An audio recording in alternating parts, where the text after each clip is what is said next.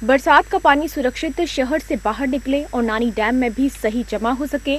नानी डैम में जो पानी जमा हो वह किसी के लिए खतरा नहीं बने, इसे लेकर गुरुवार को विधायक राजेंद्र पारीक, सभापति जीवन खां, एडीएम जयप्रकाश नारायण, नगर परिषद के अधिकारियों ने दौरा किया। उन्होंने पहले बजाज रोड क्षेत्र का निरीक्षण किया, इसके बाद नानी बीड़ और नानी डैम का निरीक्षण किया।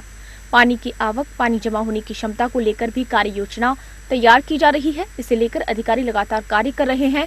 गौरतलब है कि पिछले साल भी बरसात ज्यादा होने से नानी डैम से पानी निकल कर के खेतों में और मुख्य सड़क पर आ गया था। पिछले वर्ष बारिश के टाइम हमने अनुभव किया था कि 24 घंटे में करीब 270 mm से ज़्यादा पानी जो है वो शहर में गिरा था।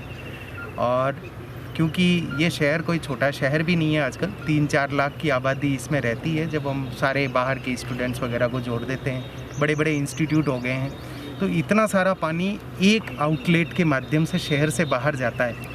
तो ये कोई प्रॉब्लम बहुत छोटी सी नहीं है। फिर भी पिछले साल 24 घंटे के अंदर वो पानी निकला।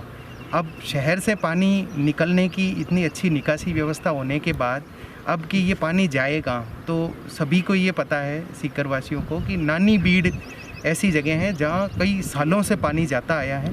और यहाँ से फिर जब मान लो यहाँ नानी बीड़ की क्षमता कम होती है तो पानी तो निश्चित रूप से आगे जाएगा ही। उससे फिर पिछली बार भी नानी गांव वालों को उनके खेत या घरों के आसपास पानी भरने से निश्चित रूप से परेशानी हुई।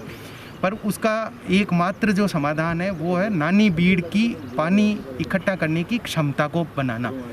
तो ये अभी जो Mahatma Gandhi lake echo park बन रहा है, जिसमें एक बहुत बड़ी सी झील भी है, जिसका लगभग एरिया 56 हेक्टेयर है।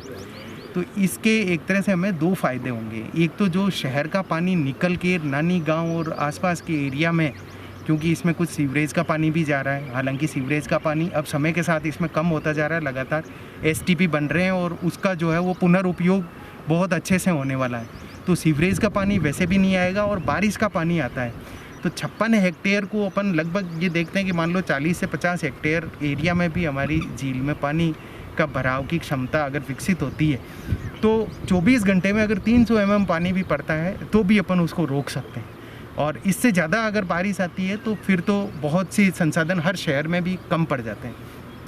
ऐसे में और इसका एक दूसरा फ़ायदा ये है कि जब ये इको पार्क के रूप में डेवलप होगा, आज हम देख रहे हैं इसको, इस साल जो काम हुआ है पिछले 15-20 दिन में, समय बहुत कम था क्योंकि पहले कोविड की वजह से ना संसाधन मिल पा रहे थे और ना ही काम करने की स्थितियां थी।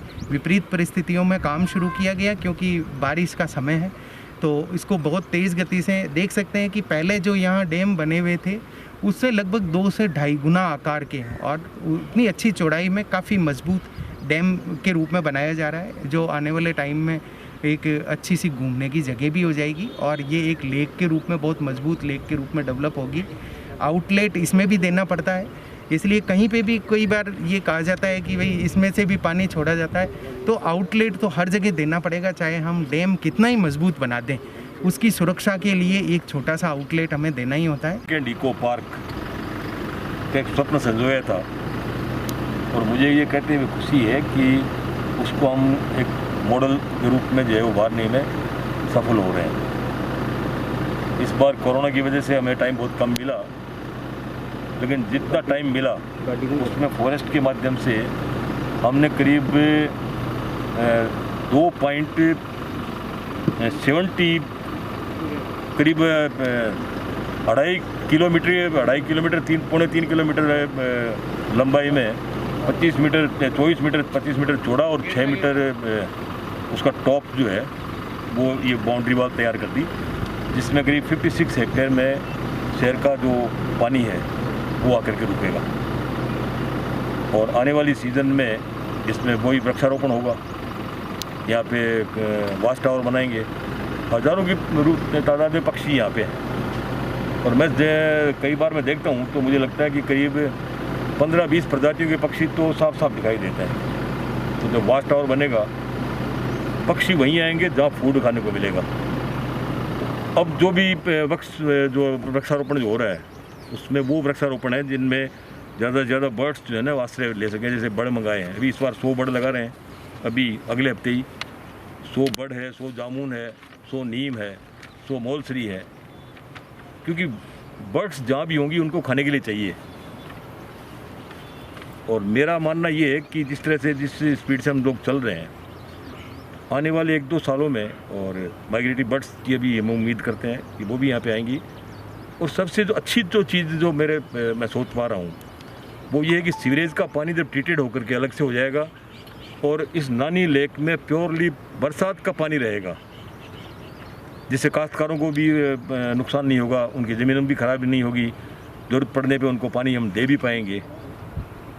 तो सीकर में एक स्पॉट ऐसा डेवलप हो जाएगा जहाँ आप आकर के सायंकाल जो है अपना वक्त गुजार सकें, आपको लगे भाई कोई शहर में कोई एक अच्छी चीज़ है।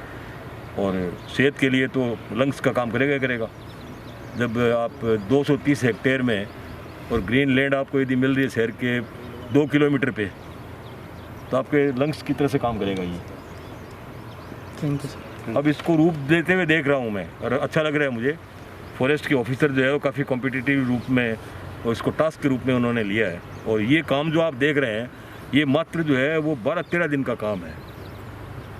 यहाँ पे करीब 40 के करीब जो है ट्रैक्टर वो चल रहे हैं, जेसीबी चल रही है, लोडर डंपर चल रहे हैं, क्योंकि बरसात सामने है और कब बरसात आ जाए और हम अधूरी तैयारी में रह जाएं। और साथ काम चल रहा है बजाज रोड पे गणेश जी के मंदिर के पास में पानी की निकासी का काम भी साथ ही चल रहा है, और जहाँ पानी स्टोर हमको करना है वो भी आप साथ ही चल रहा है। ये आप जहाँ जिस स्पॉट पे आप खड़े हुए हैं ये 4 दिन पहले बना है। जैसे ही देखते हैं कि भाई कोई चीज़ आकर के हमारे सामने कोई समस्या के रूप में आई है, क्योंकि टेक्निकल आदमी नहीं हूँ मैं, लेकिन डीएफओ साहब से इनसे जब बात की, एक्शन इरीगेशन से बुला के बात की, तो उन्होंने कहा साहब सिक्योरिटी पॉइंट से हमको ये एक स्पॉट तैयार करना पड़ेगा जिससे पानी का लेआउट हो जाए। तो उसका एक लेआउट वो हमने जो है यहाँ से पानी बाहर निकालने के लिए छोटा सा बनाया है। अगली बार इसका थोड़ा बड़ा रूप बनाएंगे।